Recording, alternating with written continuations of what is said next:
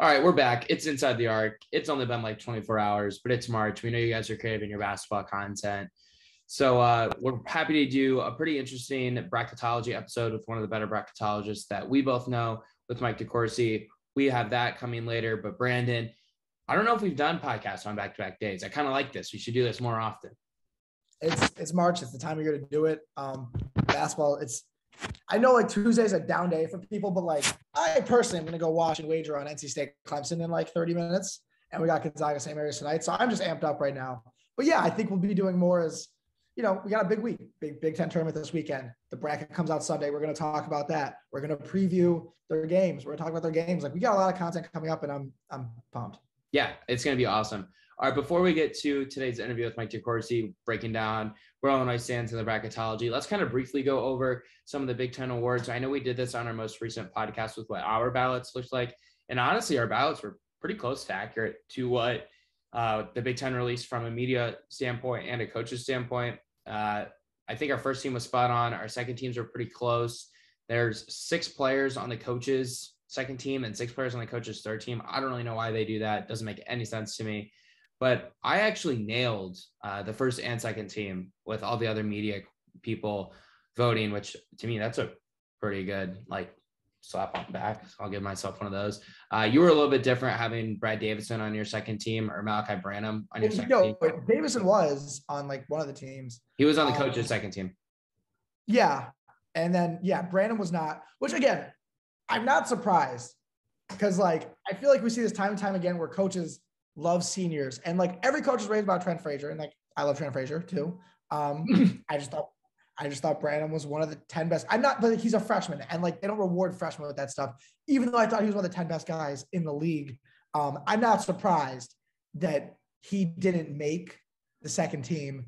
My only real surprises, I guess, came with the third team. Bryce McGowan's made it, and I get it. He had good raw counting stats, I guess, but like so did Pete Nance, and their team was 3 wins better. And Nance is older and was more efficient. And Northwestern just beat Nebraska at a game I saw, so maybe I'm biased, but like just rewarding McGowan's when I thought it was really an empty calories guy was kind of interesting to me.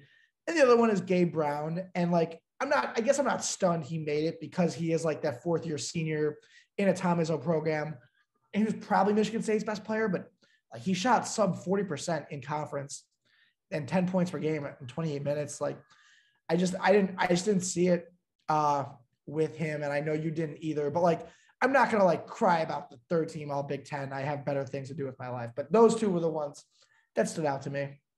Yeah, I guess my thing when looking at the third team, and Alfonso Plummer was named to the third team by both the coaches and the media. It's the first time since 2005 that Illinois has had 3 players named to an all Big Ten team. So that's pretty significant. Obviously, it's the last time Illinois won the Big Ten. It's the last time Illinois made it to the second weekend. And obviously they made it to the national championship that year. Now maybe they'll get that lucky and those things will happen again.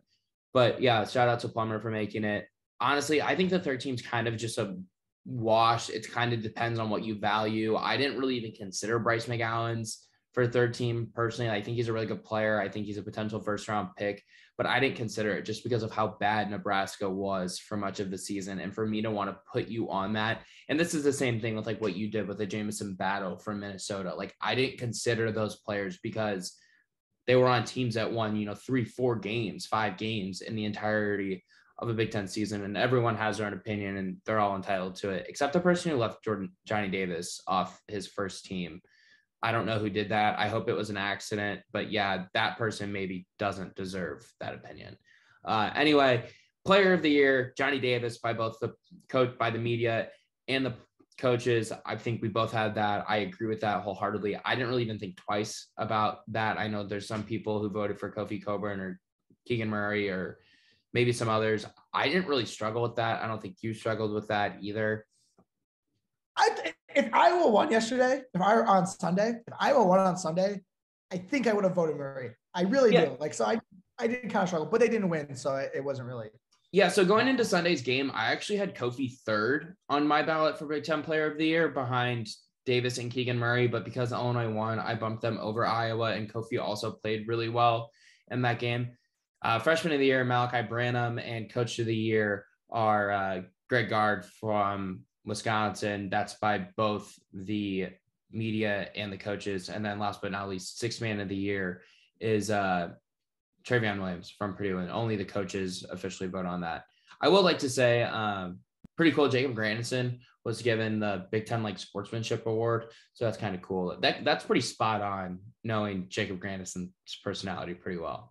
Yeah, absolutely. And I think some Illinois fans like are obviously upset that Kofi Cockburn and Brad Underwood didn't win it.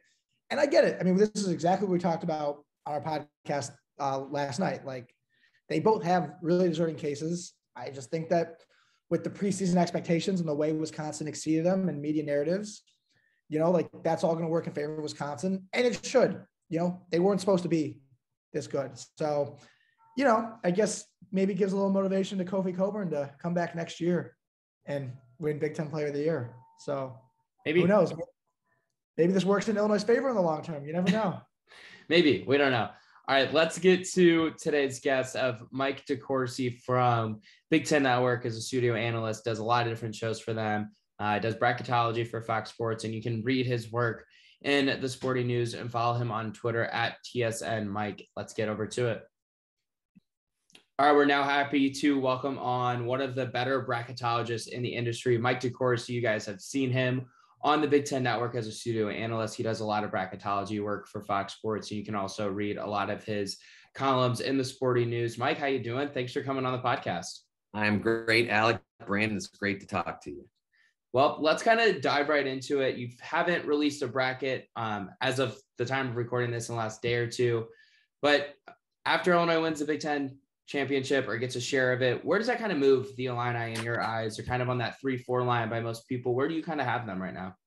Yeah, it's hard because they are a 4. They were a 4 in my Friday bracket, and then we had the weekend's games, and no one really moved. I mean, Purdue came close against Indiana. Villanova won. I believe they won their most recent game, and I know Providence. They were pretty much in the clubhouse last Tuesday or Wednesday. So there hasn't been much movement there. So Illinois is ready to move more if anybody ahead of them declines. And I think Villanova and Providence, I mean, someone there is going to lose. And so if Villanova can advance in the Big Ten to Sunday, then I think they have a great chance of moving ahead of one of those two, whichever one prevails, probably Villanova, but you can't be sure. Texas Tech is behind them. Houston was behind them, now is far behind them after the Memphis game. Arkansas lost on the weekend. No, sorry, that was Alabama that lost on the weekend. Yeah, Arkansas also lost, I believe, to Tennessee on the weekend. So the traffic behind them is a little bit less. The traffic ahead of them is a little bit, it's solid. But they also have the chance to take care of themselves in one way or another of one of the teams that's ahead of them, two of the teams that are ahead of them, Wisconsin at the very end of the 2 line and Purdue solidly in the middle of the 3 line for me. So I understand like why Wisconsin and Purdue are ahead of Illinois. But I think some Illinois fans are like, well, we won the Big Ten, like we're a 1 seed. Why are we still slotted behind Wisconsin and Purdue in these brackets? So can you kind of maybe explain that to some of the listeners? Absolutely. The first thing to understand is your conference record and your conference championship only means so much as far as what they contributed to your overall record. If you look at a team sheet, which you can look at warrennolan.net or .com. I can't remember which one it is, but I have it bookmarked because it's such an essential page. It gives you a representation of what the committee sees on a team sheet. And your conference record is not even on there. Your non-conference record is on there. I'm not sure why. It doesn't really add much, but you can do the math if you want, or you can look it up on your phone because I don't think they confiscate the phones of the committee members. So if you want to look at you, but it's not essential information. It doesn't mean anything. What means something is the broader picture of who did what. And I think the other thing to remember, especially now in this era of a 14-team conference in the case of the Big Ten, a 15-team conference in the case of the ACC, almost none of these leagues play double round robin. So a conference championship is still an enormous achievement. but it doesn't convey necessarily superiority over someone who finishes a game behind, because you could have gotten schedule breaks. I mean, you could have played 2 games less. You could play the other contenders once each, and the other contenders could have played a harder schedule. That's kind of what you have to understand. So you just throw that out, except as, you know, as regards, this is what we did. What, 15-5, right? That's what Illinois finished in the league. So yeah, you're 15-5, and then you add on the non-conference and what went into that. How strong was your non-conference? How strong was your schedule? How strong was your performance? And this is where Illinois falls behind the other two, mostly through circumstances that they had very little control over. The ridiculous suspension of Kofi Cockburn cost them a game at Marquette, quite likely. You can't get, people want, because they've heard that injuries can be taken into account, they think, okay, well, we had a guy miss a game because he had a hangnail, so we should get a break because we would have won. Well, you don't know whether you'd have won. So it doesn't, I don't think you're getting in on that. You might get seated on that if it means, if you have a significant injury and then that player comes back and makes massive contributions, and let's say it's between a 4 and a 3 for you. Well, the committee doesn't want to expose a legitimately great team as a number 4 seed to a 1 seed in the Sweet 16 if they don't have to. So they might take it into account then. I always use this ridiculous example. If Kareem Abdul-Jabbar was on your team and he missed 10 games and you went 0-10, but you still got in because you won the automatic bid or whatever, they're not putting you in an 8-9 game so that you can take out their 1 seed in round 2. I mean, they're going to be aware of that. But for the most part, this is what we've done. This is what it's worth. Yeah, I think, people forget that in the non-conference, Illinois did lose that Marquette game. They lost to Arizona, and they lost to Cincinnati by 20, where Kofi Cockburn played.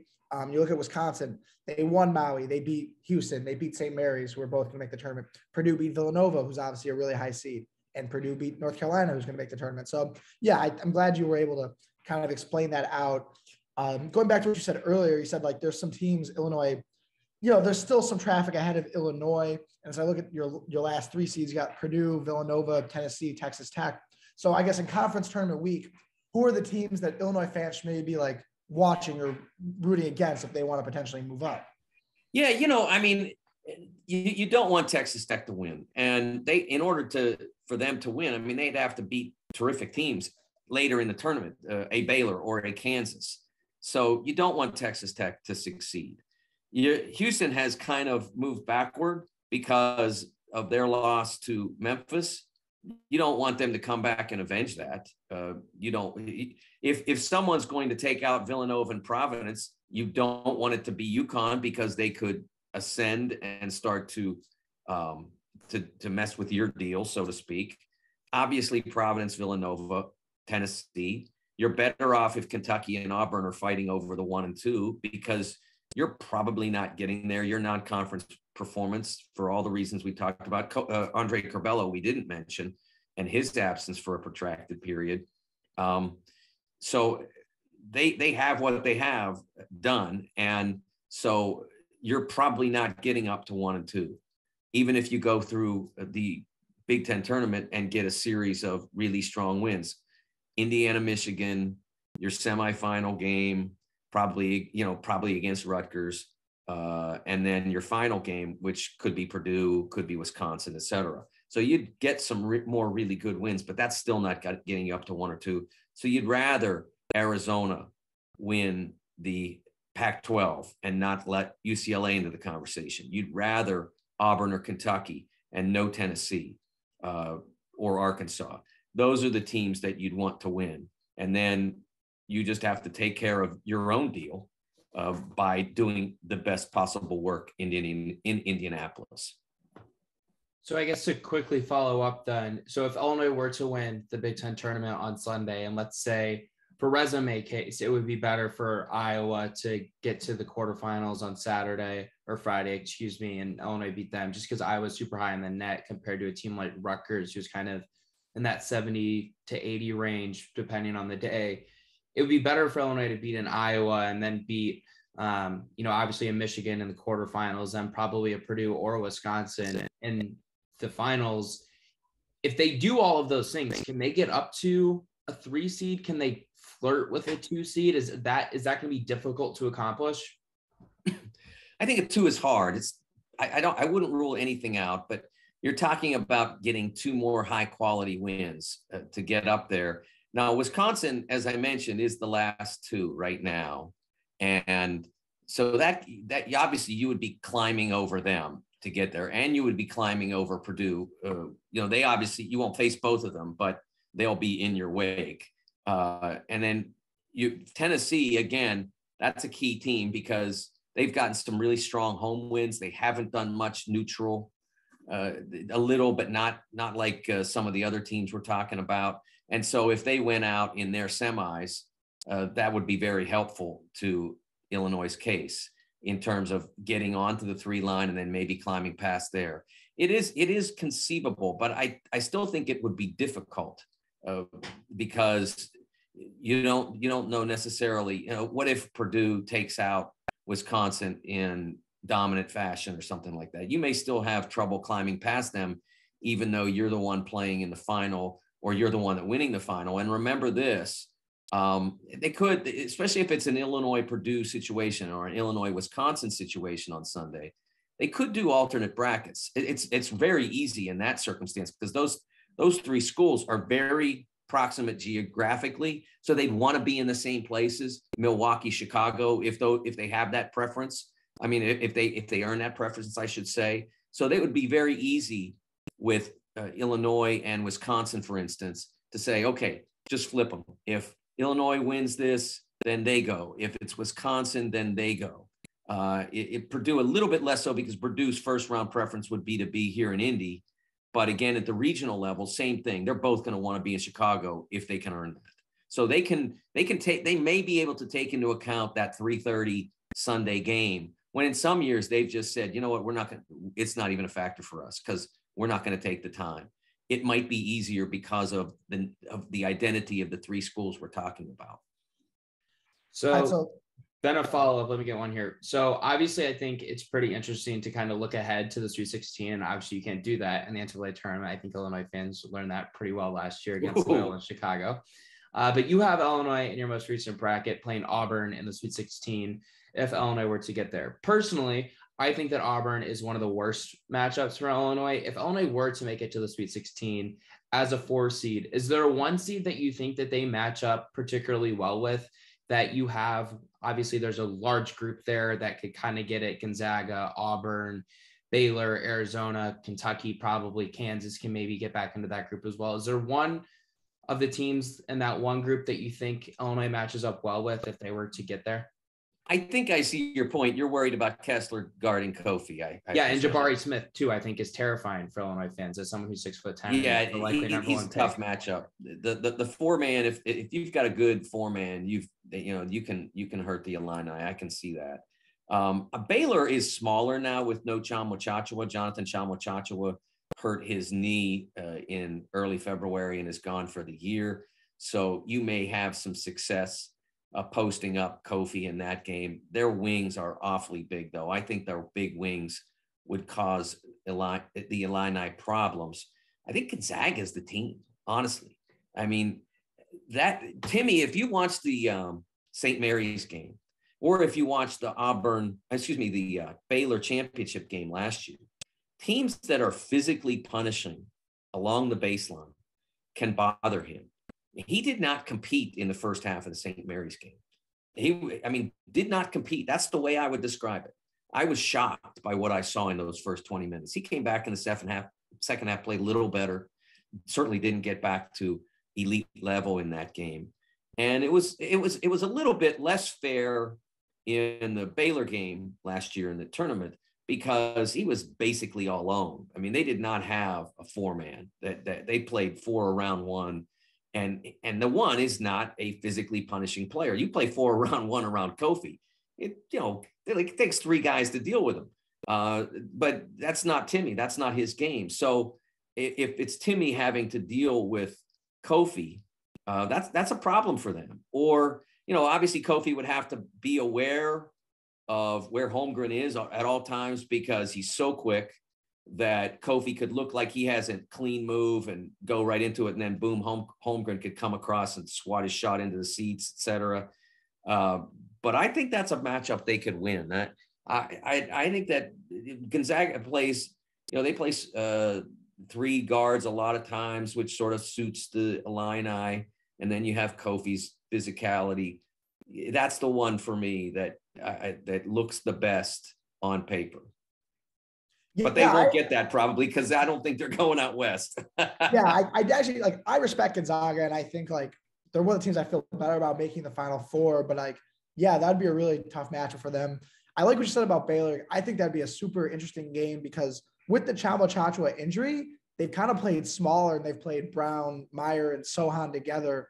And think back to that Baylor-Kansas game where Sohan was playing center and point guard at the same time. I just think that'd be super fascinating to see how Illinois dealt with that in a good chess match. But kind of talking about the one seeds here, I feel like Gonzaga's pretty locked into theirs. Would you say? No, I mean, are we airing before or after? Are we going straight up?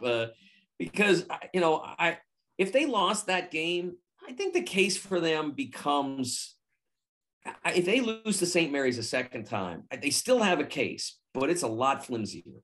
And that's when you start to think, could you have multiple Big 12s, and could it be Gonzaga that falls off that line? I mean, without the perfect WCC record, and I know it's a better WCC now, it really is. I mean, St. Mary's is very good. There's no shame in losing that game, but they weren't able this year to build quite the mountain of high class non-conference victims that they did in the past. I mean, they dropped the Alabama game. They dropped the Duke game.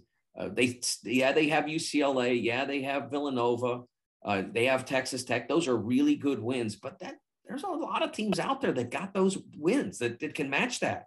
Maybe because of their conference, but they can stack up wins with Gonzaga. And I think at that point, would they just say, okay, the metrics say they're the best, and so they're staying?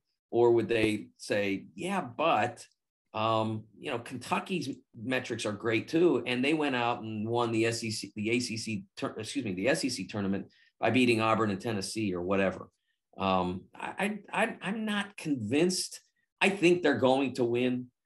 They have been so effective in so many of those matchups, and they were really good the first half of the San Francisco game. Just blew them off the floor, and were able to take it off the gas a little bit in the second half. So I think it's possible. The others, I think Baylor's the one that's interesting, because if you look at their resume, I mean, it is just ironclad.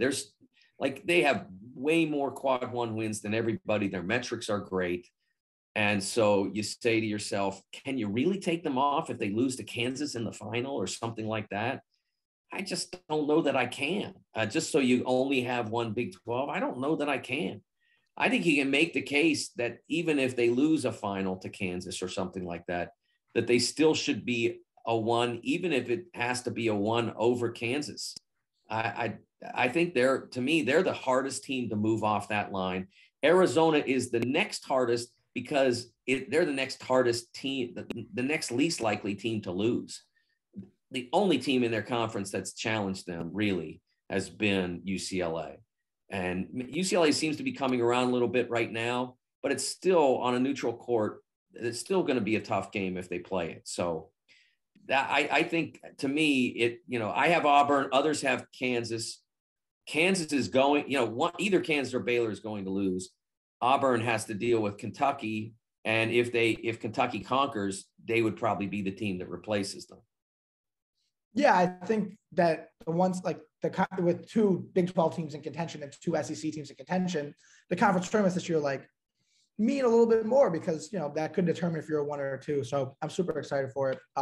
One team we haven't talked about yet, which I'm kind of surprised about, is the Duke Blue Devils. Obviously suffered a home loss to UNC Saturday, but if they can win the ACC tournament, is there any hope for them, or do they need a lot of luck to kind of go their way and teams to lose to get a 1 seed. Yeah, and I think what they would need they would need teams to lose early. I mean, to take bad losses to an 8th place team or something like that. Arizona, Auburn, they would need to do that, and then Kentucky would need to lose at some point and take themselves out of it, and Kansas would need to lose and take themselves out of it.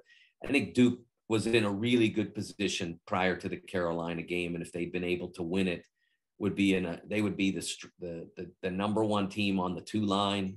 That's a weird sentence, but that's bracketology. They would be the number 1 team on the 2 line, and they would be sitting there waiting to take that spot. And now they're probably 3 on the 2 line, and they need so much good fortune. And there's nothing for them to really truly achieve in the ACC. Another couple of wins over 8, 9, 10 seeds. So let's kind of transition this to the bubble, and maybe we can kind of keep this a little bit focused on the Big Ten, because I feel like there's a few teams from the Big Ten that are pretty interesting in this conversation. And that's obviously most of the people listening to this. I think Michigan probably secured a bid after beating Ohio State on the last day of the regular season, but you can correct me if I'm wrong there. You know a hell of a lot more about this than I do. I think Indiana's in a really interesting spot with a game against Michigan and the Big Ten tournament. And Rutgers, I don't know. I see some people putting them in. Obviously, they finished 4th in the Big Ten. Like you said earlier, that doesn't matter all that much all the time.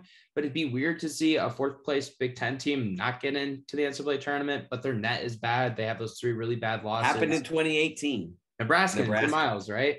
It'd be weird for that to happen. Are those teams in? Where do they sit? What needs to go right for those teams to get in your opinion? Well, I think Indiana is out if they lose to Michigan. That is absolutely the definition of a must-win game. When Rutgers played Penn State on Sunday on Big Ten and Beyond, I called it a must-not-lose game. They couldn't afford to lose to Penn State. Nearly did, but they got it. For Indiana, if they don't win, I mean, never say never, because the committee shocked us with Tulsa. You can call it the Tulsa exception. I think it was 2016 that they put Tulsa in, and like even the Tulsa players were like, "Us? Are you kidding?" So there's that. But I think that would finish them. The committee loves when you say, "Nah, we're not going to play anymore." And because fewer headaches is all the better for them. So that would Michigan. I think you're right for the most part. But if I were the Wolverines, I wouldn't want to test it. I wouldn't want to lose to Indiana and then say, well, we're still good enough, aren't we? I would go win that game and remove any and all doubt, because you take one of the stronger teams on the outline, one of the stronger teams that's not in most people's fields, and eliminate them.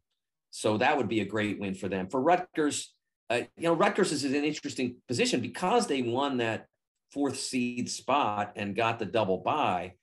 They're in a position where they're probably going to play a strong team in their quarterfinal. And I think it's likely Iowa, right? Losing to Iowa right now, lots of people have done that. And Iowa is going to be highly motivated because their quad record still is not in equilibrium with their power rankings. So a win over Rutgers wouldn't necessarily change that, but it would give them an opportunity to play Michigan, to play Illinois, presumably again. And they know from 6 days ago, at that point, it would be 6 days ago, they know they can win that game. They know they can, because they nearly did on the road. So they know they can beat Illinois on a neutral. That doesn't mean they will. The Illini also know they can win that game because they've done it. But I think that's a huge game for Iowa. And so I don't think that, it's a great situation for Rutgers relative to the bracket. But what they want to be in that game, secondarily to the victor, is competitive. Don't go out and lose by 25. Illinois can do that to you. Don't do that. If you do that, you leave questions open. And I think their quad record says they have to be in. When you consider, I pointed this out on Beyond, Texas is a 6 for me and a 5 for many others. And their record against quads 1 and 2 is 10-10. Rutgers trying to get in. For me right now, an 11, for some others, a first 4. They're 9-9, so they're almost equivalent in that department. They belong where they are because they also have the bad losses.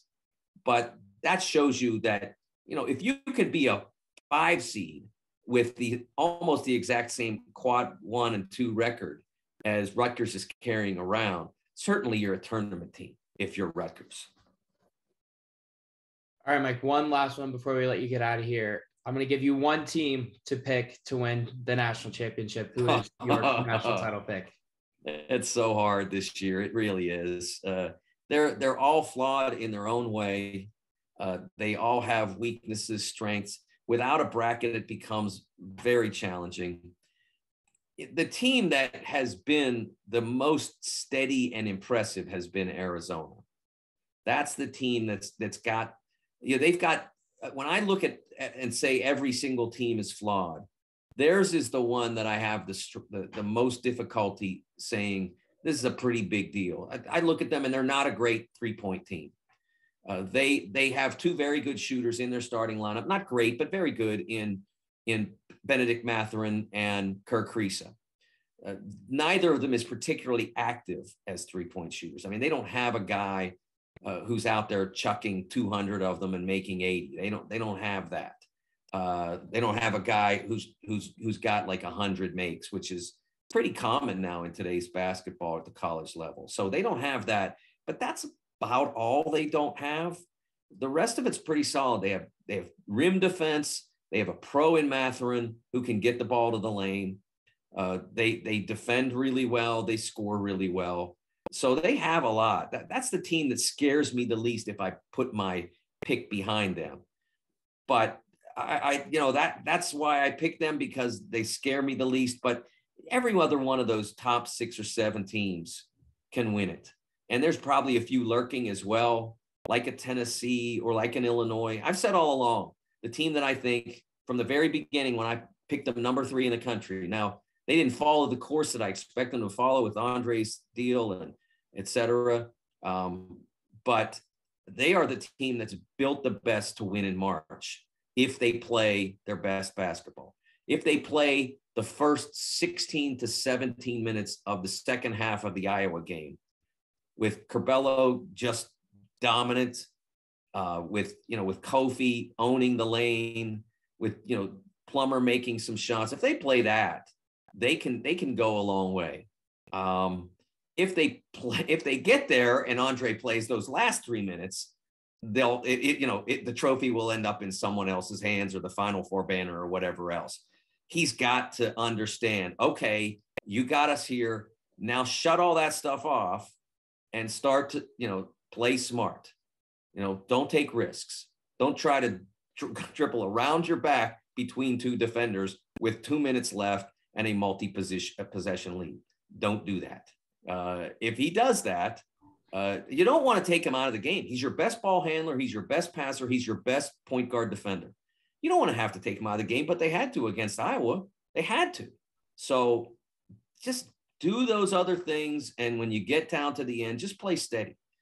I honestly, at that point, when they get, after maybe the lesson they learned against Iowa is you get down to that point. Now it's Trent's ball. And Andre's a secondary ball handler, primary point guard defender. Late clock, give it to him because, he can create something. But don't start the possession with the ball in his hands. I think that's the best lesson for Illinois to learn from what happened in those final minutes. Well, you sure know how to make a lot of friends on an Illinois-based basketball podcast before we let you get out of here, because I know you're busy at this time of the year with bracketology. Thanks for coming on, Mike. We appreciate it. Lots of great info, and hopefully your bracket's 100% right, because that's pretty cool. Oh, thanks. Appreciate it, Alec. Thank you very much, Brandon. Take care. Mike. Special thanks to Mike DeCourcy for coming on. Definitely learned a lot about bracketology. That's something that's always really interesting for me to follow. I start kind of looking at brackets around like the January time, and just periodically check different websites. If you're looking for the website that he was talking about early in that interview, it's warrennolan.com. You can get all the different team sheets, which are pretty cool. They break down every team's scheduled by the different quad 1, quad 2, quad 3, quad 4 records. It shows their KPI, their strength of record, their BPI, their KenPom, and their Sagarin all on there. So give that a look. Of course, with their net is how they're sorted. That's a pretty informative website, and those team sheets are awesome to look at. Anyway, let's kind of break down the Big Ten tournament. This starts on Wednesday. Yeah, Wednesday is when this starts. So game 1 on Wednesday, number 13 seeded Nebraska, winners of I think 3 or 4 straight heading into the tournament, including 2 pretty impressive wins over an Ohio State team that was ranked and a Wisconsin team that was ranked. First time that someone's won 2 back-to-back road games on the road with less than 5 conference wins against ranked opponents in like 50 years or something crazy like that. We got Nebraska against the 12-seeded Northwestern Wildcats. So I'm picking Northwestern in this game. I feel like Northwestern's just a better team, and I think Nebraska's luck is going to run out. Yeah, I mean, I don't really have insight on this, but I just saw them play a few weeks ago live, and Northwestern was a lot better. And yeah, Northwestern to me is clearly the most talented team that's playing on Wednesday. They are the team I think could go the furthest. Like, I think the winner of Penn State, Minnesota could beat Ohio State. So, like, I think of like, if you're talking about which one of these teams can get to Friday, similar to like the 2018, 2019 Nebraska team. I don't know if you remember, they won on Friday, then they beat Maryland, and like all of a sudden they were playing on Friday and like kind of in that Michigan State game. I don't really think any of those teams could, but I think it would come from the Minnesota Penn State game at the bottom. I'm not picking either of them to beat Ohio State, but like I think that's where it would come from. But I'll go with Northwestern on that game as well. And then I'll take Penn State. I just feel like Minnesota's kind of fallen off, and Penn State has the better guards in this game, I guess. So I'll go with Northwestern and Penn State. Are you with me on Penn State? Yeah, I'm with you on Penn State. Penn State's been a team that's played pretty close against the better teams in the Big Ten this year, and Minnesota hasn't been one of those teams. Now, Minnesota might have the best player on the court in Jamison Battle, but give me the Nittany Lions over the Golden Gophers on Wednesday. All right, let's talk about the games on Thursday. We'll go with the first one. It's an 11:30 a.m. Eastern tip in Indianapolis. We got the 9-seeded Indiana Hoosiers, your Indiana Hoosiers, against the 8-seeded Michigan Wolverines. Mike DeCourcy called this a must-win game for Indiana. I know that maybe doesn't make you the most confident in Indiana. I picked Michigan to beat Indiana. I actually think these teams match up better than you do, but I'm going to take Michigan to beat Indiana. Yeah, you heard DeCourcy. It's a must-win game for Indiana. Ipso facto, they're not winning this game. I mean, they've just like been a downward spiral recently. They did play Purdue and Rutgers tight. They just couldn't close it out. I just don't like the vibes of this team. I think Michigan's a terrible matchup for us. You just need to see like 3 Trace Jackson Davis TikToks with Miller Kopp to like the vibes of this. The Liver Kings. I will miss the Liver King TikToks, but no, they beat us by 18 in Bloomington. I just think Dickinson's a problem for us. It's a must-win game. Michigan doesn't need, like, it means more for Indiana than it does for Michigan, as he kind of said. But I kind of like Juwan coming back and like a little revenge, and we'll get into it. Juwan Howard revenge tour? We might be in for that. I don't think it's in Indianapolis. Great. I don't care. I'm picking Michigan. Yeah, I'm going to take Michigan, but I do expect it. I'll be interested to see the size of the Indiana crowd. Like, you know more about Indiana fans than I do, but I feel like Indiana's just lost so many games in the last month. And like, I just feel like they're dejected, and like, you're more plugged into the Indiana fan base, but like, how is that fan base like not just like dejected at this point with the way they lost to Rutgers, with the way they lost to Purdue? Like, I don't know. Like, I'm going to take Michigan, but I think it'll be a close game. The Indiana fans will travel. Like, Bloomington and Indianapolis aren't that far. It's just really hard to get that, like, that NBA stadium like that super loud when like there's still other team fan bases there. Like, they sell tickets to other fan bases. Like, it's not like it'll be a lot. It'll be everyone will be rooting for Indiana that is at that game though, because no one really seems to like Michigan, especially with it being Juwan Howard's first game back. I can see Purdue fans pulling up and booing us, but of course, Purdue fans. But yeah, so we agree on Michigan. And look at the 5-12 Iowa, and we both think it's Northwestern. I mean, we both are pretty high in Iowa. Like, do you think either Nebraska or Northwestern has a shot? Yeah, I think this game is maybe one of the largest margins of victory in the Big Ten tournament. I'll take Iowa. I think Keegan Murray does some dangerous things on this court. Yeah, I was going to be motivated after the way they lost Illinois. And I was really good at killing bad teams. That's why like their net ranking and all that crap is so good. They destroy bad teams. I'm not expecting this game. All right, let's move to the afternoon games on Thursday. We got 10 seeded Maryland, your Terps, Hell in a Shell Terps against 7 seeded Michigan State. Crazy how far Michigan State fell. Think about where they were at the start of February. Some people thought they were maybe the best team in the Big Ten at the start of February. They fall all the way down to the 7th seed. I've got Michigan State. I could see this game being close. And I'm not going to do this whole like January, February, Izzo, April thing, but give me Michigan State over Maryland. Yeah, these teams just played on Sunday. So fresh matchup. Michigan State could have got out to a big early lead, and Maryland kind of clawed the way back. And their matchup in College Park in like January or maybe February was pretty tight. But Michigan State pulled out the win. Yeah, I don't think Tom Izzo is this March God, but and Maryland, like there will be some like frisky last ditch effort. Eric Ayala last game, Fats Russell last game, where I think it'll be a good game. I'm just going to trust the stability of Michigan State. I think they match up a little bit better. So I'll go with Michigan State as well. Yeah, Fats has been playing really well here down the last couple of games too for Maryland. So it'll be interesting to see who wins that game because Michigan State's in the middle like Indiana. I just feel like they're just like flat right now. All right, let's move to the last game on Thursday. We each have Penn State playing 6-seeded Ohio State. You're lower on Ohio State than I am. I think Ohio State just honestly was really tired, maybe a little bit banged up in the last couple of weeks, having to make up all those games because of their COVID stoppage around the new year. That feels like it was so long ago, by the way. That just feels like it was forever ago. I'm going to take Ohio State to beat Penn State. I think that'll be a close game, but give me EJ Liddell, give me Malachi Branham making a couple big buckets down the stretch. Yeah, I mean, I want to get like frisky in my bracket, and I will as we go down in the show. I'm pretty like I know like literally a week ago I was like I'm so in on Ohio State, second best team in the Big Ten, blah blah blah. But I've done a 180. That Illinois game was an aberration. I really just don't think they're that good or built for March. I don't think Holman's a good March coach, but like I just don't think Penn State or Minnesota is good. So I'll take Ohio State, and I'm not happy about it. All right, let's move to that team up north on Friday. We got the first game on Friday. Game 7 of the Big Ten tournament, 10:30 a.m. Eastern time tip-off. Remember, 8-seeded Michigan is who we both have playing against Illinois. The Illini will play the winner of Indiana or Michigan. We both think it's going to be Michigan. I think it'll be a close game. It'll be the third time that Illinois and Michigan have played this season. Who would Illinois rather see, in your opinion? Oh, I think you'd much rather see Indiana. I agree. I mean, Kofi's owned Trace Jackson Davis in his career. You've killed Indiana at the Assembly Hall, more or less, after, Trent went off against that team. You got a huge advantage in the front court. I think you have an advantage in the back court. I think Illinois much wants to see Indiana in that game. Plus, Indiana's just less talented than Michigan is. Illinois has beat Michigan twice. They did it once without Hunter Dickinson and Champaign. They did it with Hunter Dickinson playing in Ann Arbor.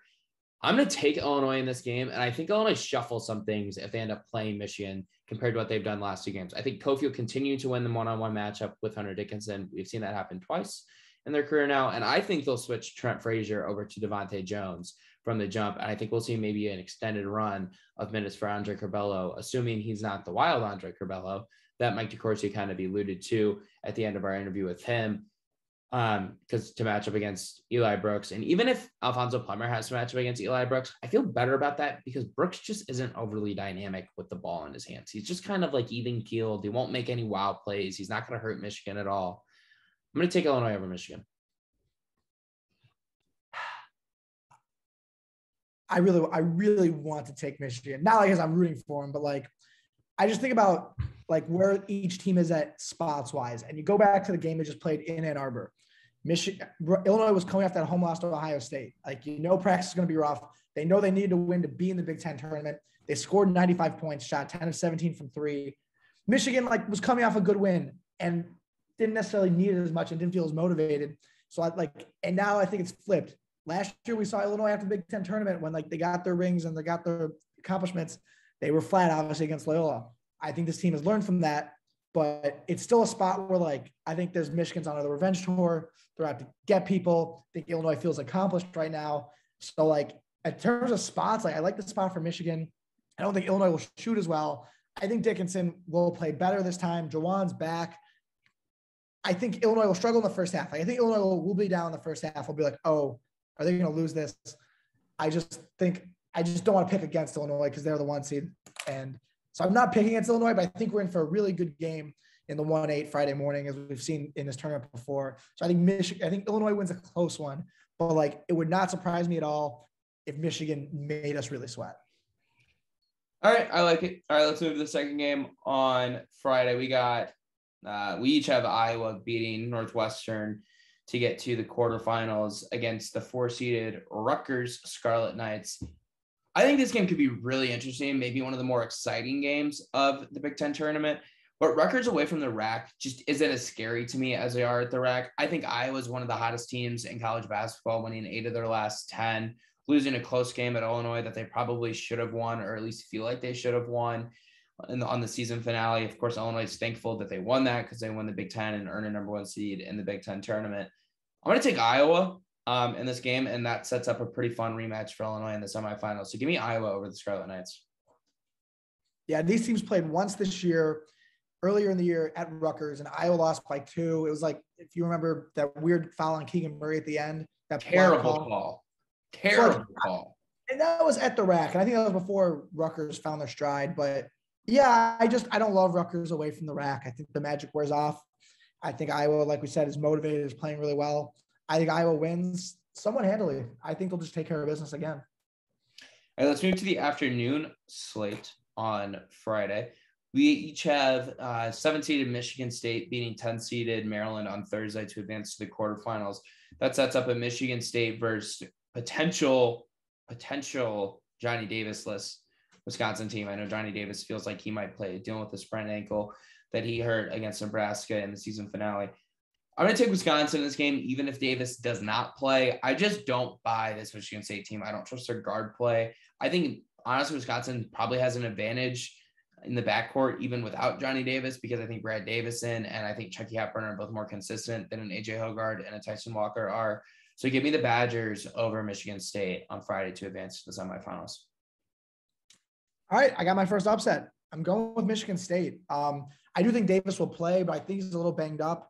These teams split this year. They each won each other's home court, but like, Michigan State has the wings and size to stop Johnny Davis. I just feel like they're going to come out, like, they kind of need this more for seeding purposes. I still feel like Wisconsin's riding the high.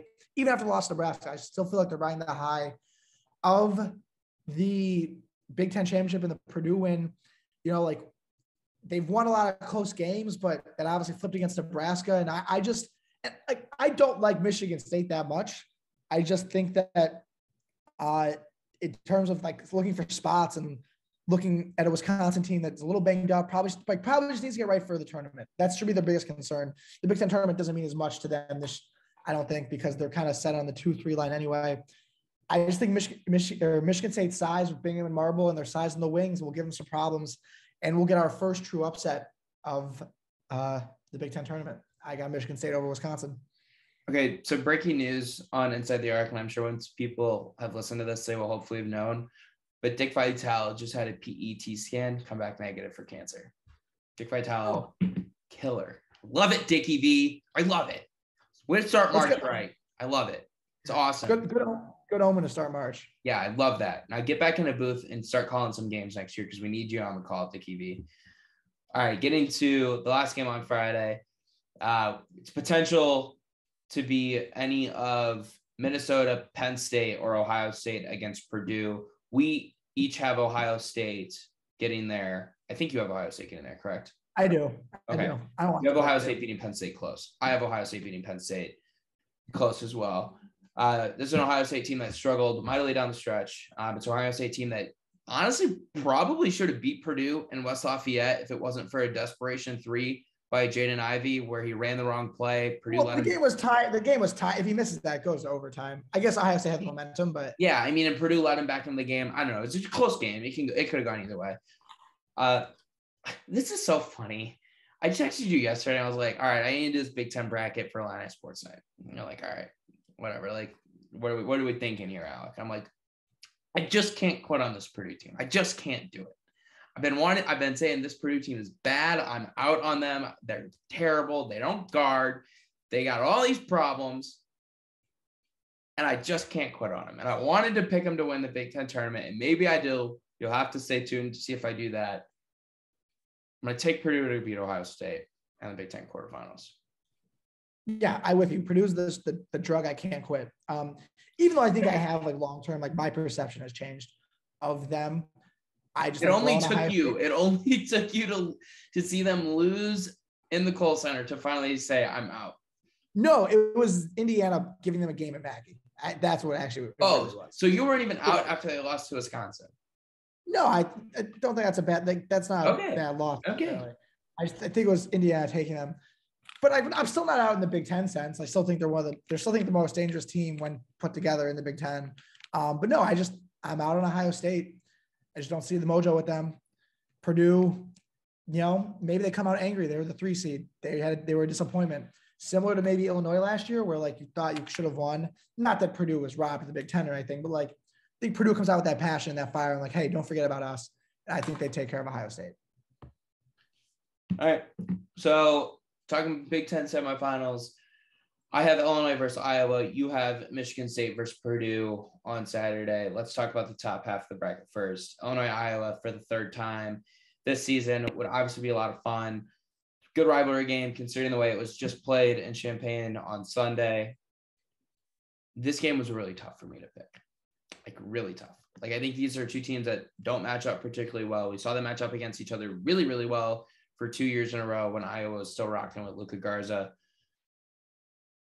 I'm going to take Illinois in this game, and you can call me a homer if you'd like to. I just think that they probably get more offensively from Trent Frazier in this game, and I think you get the same sort of defensive effort. I think Alfonso Plummer probably shoots the ball a little bit better from 3 if these teams play again. Now, I don't know how much you get from Plummer on the defensive end. We saw how much he struggled against Iowa on Sunday. But I'm going to take Illinois in a really tight, really close game that I feel like each team is going to really, really have a case that they should win come down to the end of it. Yeah, I mean, I was a little suspect of taking Illinois to win the 1-8. So I'm going to take Iowa here. I think Illinois won that game on Sunday, just given how important it was to them. Senior day, a chance to win the Big Ten. But they got some home whistles and an off shooting night from Keegan Murray. I think that just flips a little bit in Indianapolis to the point where, and motivation. Illinois does not need this. I'm not saying they're not going to want it, but like Iowa wants it. This is their rival. Iowa wants to beat them. They just lost to them, like for the double bye. I just think Iowa's going to come out with a game plan to, get the Murrays better looks maybe, or maybe, Trent Frazier probably has a better game, but so does Jordan Bohannon, I bet too. I bet he makes a shot.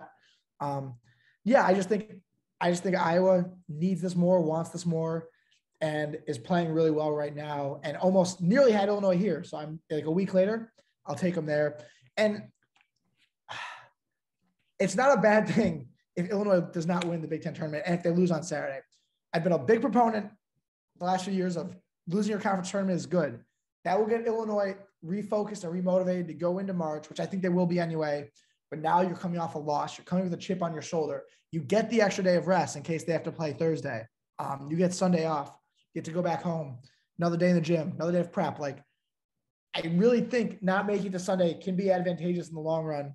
So by not picking Illinois here, I'm not like trying to slander them. I think it could be good if they lose. And I do think they lose to Iowa. Move to the bottom half of the bracket.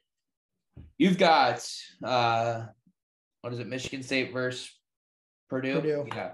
I'm gonna hammer Purdue against Michigan Well, you've got to. Yeah. Got you didn't let me finish. Okay. If it's Purdue, Michigan State, I'm smacking Purdue.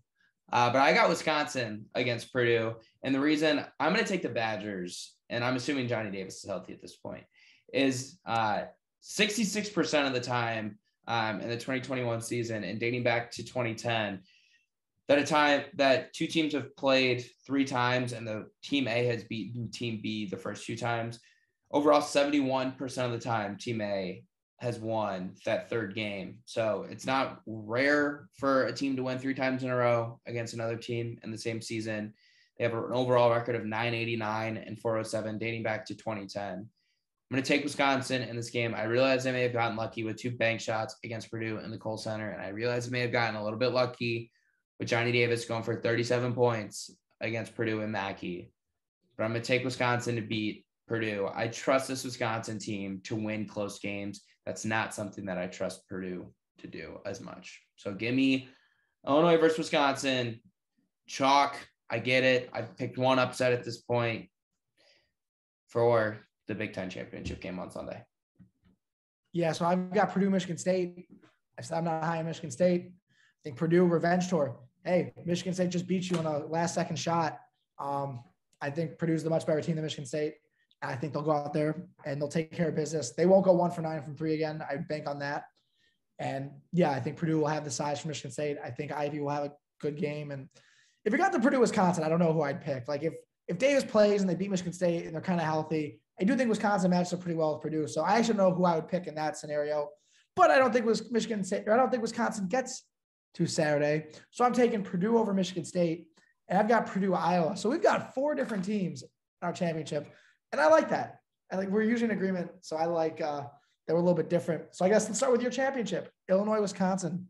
Yeah, I'm going to take Illinois over Wisconsin. I don't think Wisconsin has an answer for Kofi Cockburn. I don't think that – I mean, I think we've seen that with the 37 points that Kofi put on Stephen Crowell and Chris Vogt. I think that Wisconsin struggles to defend him again. I think Illinois comes out and shoots it pretty well at that point. Get an opportunity to really kind of puff your chest out as a true Big Ten champion. I know that's something that each team would really be fighting for. But give me Illinois over Wisconsin. I think the biggest X factor in that game is if DeMonte Williams or Coleman Hawkins or a potentially healthy Jacob Grandison is able to keep Johnny Davis from exploding. And if that happens, I think the Illini cut down the nets in Indianapolis for the 2nd straight season as Big Ten tournament champions. Call me Homer if you'd like. No, they're the 1 seed. They're playing well. Like I think that's a fair take. Yeah, I've got Purdue, Iowa. I really take the over in this game, by the way. I really want to pick Iowa, and Purdue has beaten them twice this year. Once was without Keegan Murray, and that was at Mackey. That was oddly the game they played better in. Purdue took care of them in Iowa City. I really don't know who I'd pick if it got to this point because I feel like I'd be like, oh, both teams are playing well. I'm in on both teams. But just because it's safe, I'll go Purdue. I trust their path. I just think it's like I don't really trust them in the NCAA tournament, but in the Big Ten tournament with motivation, with it, like they need to hang that team needs to hang some banner this year because this is Purdue's best team in a while. I think this will be the banner they hang. So I think Purdue will edge out Iowa or Illinois if it got to that point. All right. I can't believe I picked Purdue, but you can call me whatever, an idiot, because I can't quit this team. They're like heroin. They're like heroin. You just can't, or cocaine, or whatever drug you want to say that's really addictive. Nicotine, cigarettes, I don't know what you want to call it. You just can't quit this Purdue team. There's something about it. It's their flash. It's their coolness. It's Jaden Ivey. Their uniqueness with a guy like Zach Edey. It's just hard to quit on them. But you're still in on Purdue. That's the theme that I'm taking from your Big Ten tournament bracket. Like when we talk about the tournament next week, I really don't think I will be that high on them. I just really like their path in the Big Ten tournament. This is all. Yeah, that's fair. That's all right. All right. Thanks for listening to this edition of Inside the Arc. I'm going to be traveling back and forth between Indy and Champaign for the Big Ten tournament. Sim's going to be all over the place trying to figure out what he kind of wants to watch for spring break. I'm sure I'll be a couch potato for the conference tournament weekend. Just feel like I haven't been home in a while and just like sat down. First year I'm missing the Big Ten tournament in a while. Definitely sad about it. Definitely jealous of you. Big Ten tournament is meant for Indianapolis. Come along. Buy a ticket. Big Ten tournament is meant for Indianapolis. Like that. I like when in Chicago it's close, but like it's meant for Indy. It's a great time. It's a great venue. If anyone's going, like seriously, enjoy it. Illinois didn't have to play to get to Friday. Like who would have thought about that? Who would have thought that's a regular thing a few years ago? So Illinois fans, soak it up, enjoy it, talk your talk, your Big Ten champs. But I'll be home, and then I am hoping Illinois gets put in Milwaukee for the NCAA tournament because I will be there. They get put in Milwaukee. So yeah, NCAA committee, if you're listening, they're not. Mark Emmert, don't listen to us, please. Of all the people in the world, Mark Emmert, you're the last person I want to listen to this podcast. Sam, you got a buzzer beater before we get out of here? I don't really have one for this one. No, we just did buzzer beater. I really don't. Yeah, I don't have one either. All right. Thanks for listening, everyone. We appreciate it. Big Ten tournament coming. We're going to be back, potentially breaking that down as Illinois makes a run, or afterwards, talking about Selection Sunday. Thanks for listening, everyone. This has been Inside the Arc.